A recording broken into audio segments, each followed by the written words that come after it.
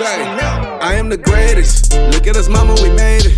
I'm going in like I'm bathing. Yeah, they had a buzz, but we shaved it. They got me feeling like some gauges, cause I'm in the air with it, baby. Had to get away from being basic and work hard on a regular basis. I'ma let them talk till it's my time and I ain't gon' say shit. Give them bars like cages, and they still got a few more cases.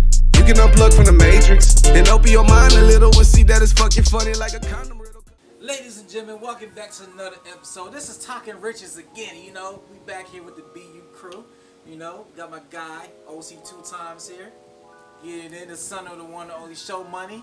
What's up, man? You know, appreciate you, dog. No problem, bro, no problem. Blessings upon many, man. So thank you, sir. So on the show, man, we like to discuss the foundation, the blueprint. You know, who raised you is very important to who you are today. Okay. And the values that you learned throughout the music game and through your journey as an artist. Okay. So let's get started as a foundation, man. Who are you? My name is OC 2 times. You can check me out on all music platforms at OC space 2X on Apple Music, Spotify, YouTube, and everything. Nice, man. And OC, man, so let's talk about the foundation of your family. Okay. You know, the importance of growing up, you know, with your mom, your dad, you know, Show here. What's the values that you actually learned from them? I mean, from my dad, I've been in the studio since I was like, maybe like 7. So I learned how to do certain things in the studio where I don't need people, but I still go to people for it because they might teach me stuff on top of what he already told me. So like at a young age, I already knew how to record myself and how to work not Pro Tools, but Reaper and all that. I already knew how to do that because he taught me, because he had his own studio. So at a young age, I'm already knowing how to do this and how to do that. So when I go to like my friend's studio or whatever, they be like, hey bro, you know how to record? Yeah, Control R, recording yourself. Then with my mom, I mean, she just really raised us to, you got to get it yourself. You can't really depend on nobody else because people might be for you, but they might not at the end of the day. So you just got to learn how to get up and get it yourself. So my mom put like a hard worker, what's the word I want to look for? Mentality. Yeah, hard worker mentality into us, and she always raised us to, if you on time, you late, and if you early, you on time. So I'm early to everything.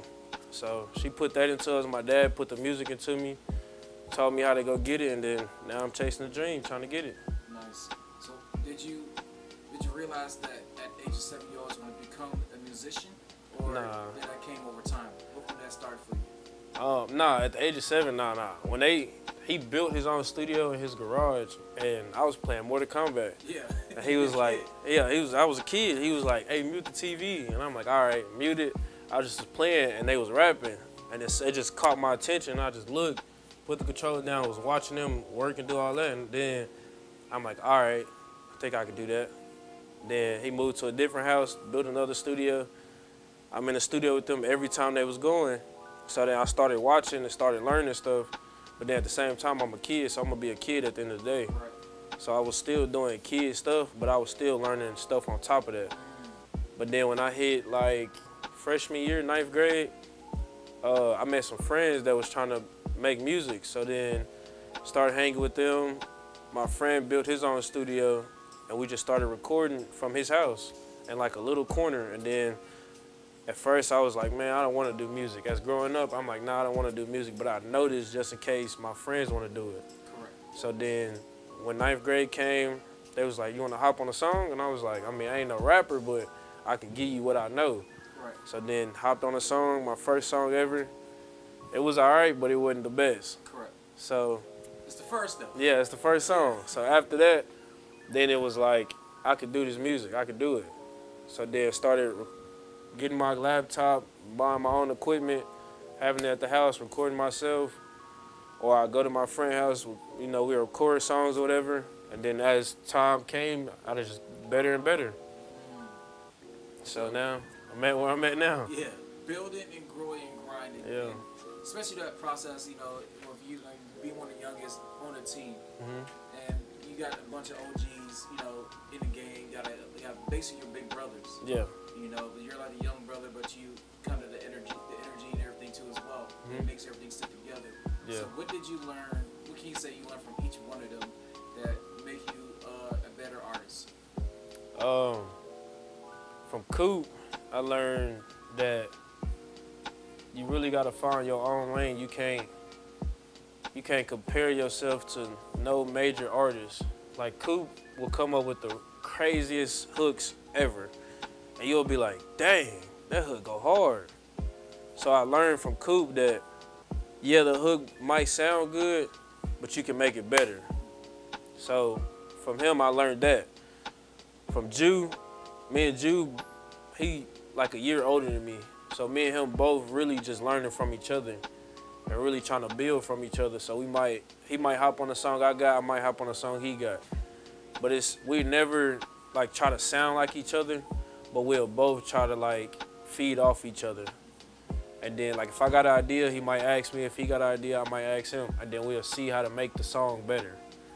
And then he really just showed me how like when I'm writing, I can say something better and make it not sound like it's clustered, or if I need to fit a word right there, he'll teach me how to say it better where that word will fit, instead of having it where it's clustered. Right. So now it sounds better when I say it, and then when I speak, they all really taught me how to just, cause my voice so deep, so they try to make it where it's like more energy behind it, and they got like a feel to it. So they really all just been pushing me to do that. Instead of having like my deep voice, they'll try to bring it up a little more and then bring more energy with it. And then that's what I learned from all them. And then Russ is really like my first music manager. So he really showing me different stuff that's like, this what managers do, this what managers supposed to do. So with Russ doing his managing job, I can't do nothing but salute that. He really showing me and putting me in positions where I'm a win, instead of putting me in positions where like, I don't care about it, I'm just gonna give it to him. He really showing me, putting me like, hey, this show, do that show. This show might add to something else and might, you know, achieve more. So that's all really. Nice, man. So with that, now you're kind of, it's basically like artist development right now. You kind of find your sound, and you know, with your sound, you create a song called Standing on Business. Yeah. Right, so how did that song came all about? Really, I was scrolling on YouTube looking for a beat, and then I was on the phone with one of my friends, and then when I found the beat, they was like, oh, I like that beginning, like with I think it's a lady or something, and she was like, she liked that, and I was like, yeah, I like that too. So then I got to listen to it more, and then she said something, she said like, we was talking about something, and then I was like, man, they know I'm standing on it. Regardless about anything, I was raised to stand on business. And she was like, name it that. And I was like, all right, cool. Now I gotta build something around that. Built the song, made it, and now did a shot of video, and now it's out. Start just with talking about managers on He said, about Russ? Yeah, start off there. All right, said Russ really put me in like a position where he ain't gonna give me, he gonna put me in a position where I can improve from it and not, I guess, decrease from it. Like he do everything a manager's supposed to do. Like he do his job well, and I gotta salute him for that. And with Coop, I mean, Coop will show you a different way of music. Like Coop ain't just a one lane artist. Like he'll hop in one lane and hop out and then hop back in, and you'll be like, dang. Then you'll hear one of his hooks and be like, that go hard. Right. And then you'll hear another song and be like, that's not the same Coop. That's not the same Coop. But then Coop is really like with the singing and stuff, Coop is good at it. So Coop he really just showed me that you can really be in more than one lane and not just be this one lane artist where everybody know like this the only thing you talk about. You can talk about multiple stuff and it still go hard.